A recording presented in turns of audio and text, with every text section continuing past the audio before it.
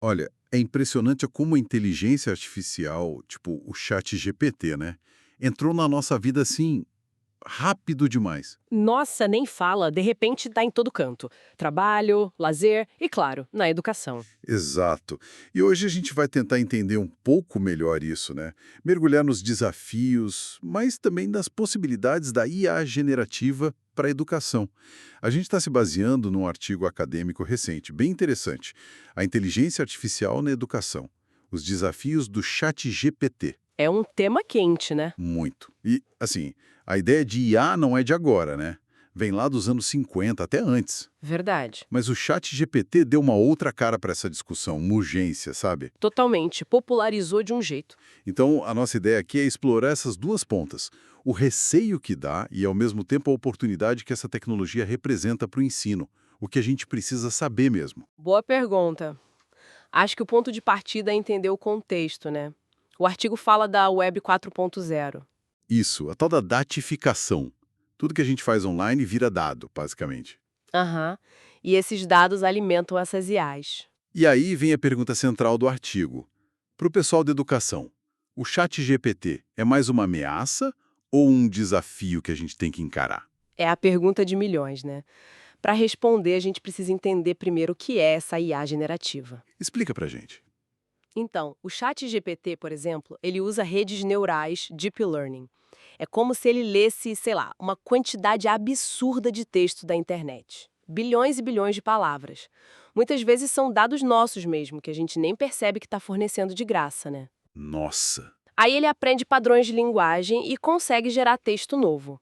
O GPT-3, por exemplo, o artigo menciona, foi treinado com uns 500 bilhões de palavras. É muita coisa. é uma escala difícil até de processar. E aí, claro, a gente começa a comparar com a nossa inteligência a humana. Inevitável. O artigo cita uma pesquisadora, a Lúcia Santaella.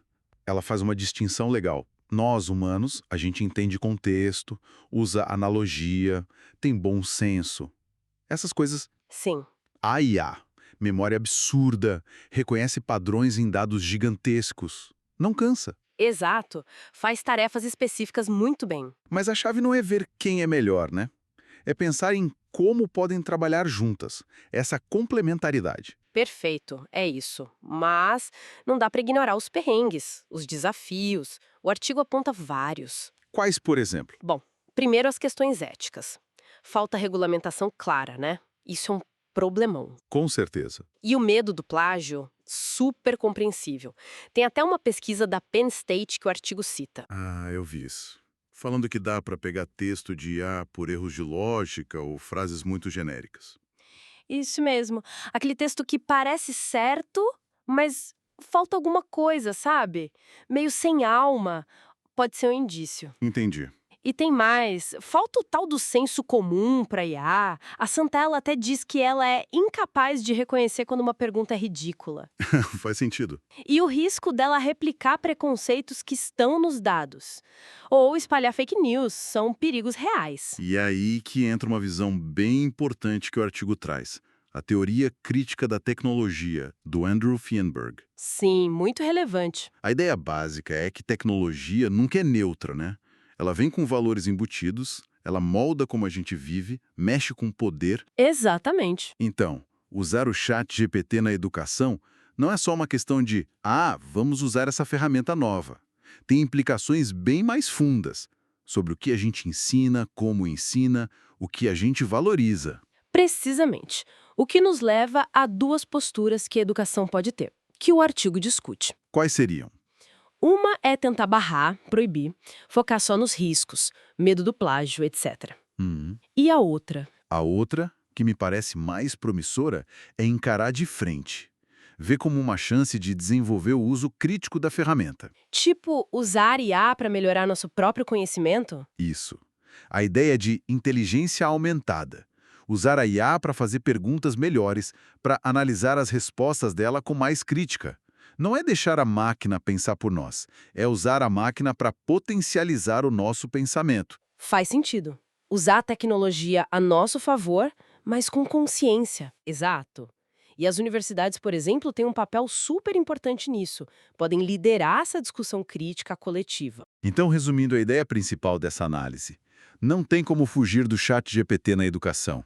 Ele já é parte da realidade. É um fato. Mas a questão não é só aprender o botão que aperta, é desenvolver um olhar crítico, entender os limites, as implicações. Exatamente. Os desafios são reais, sim.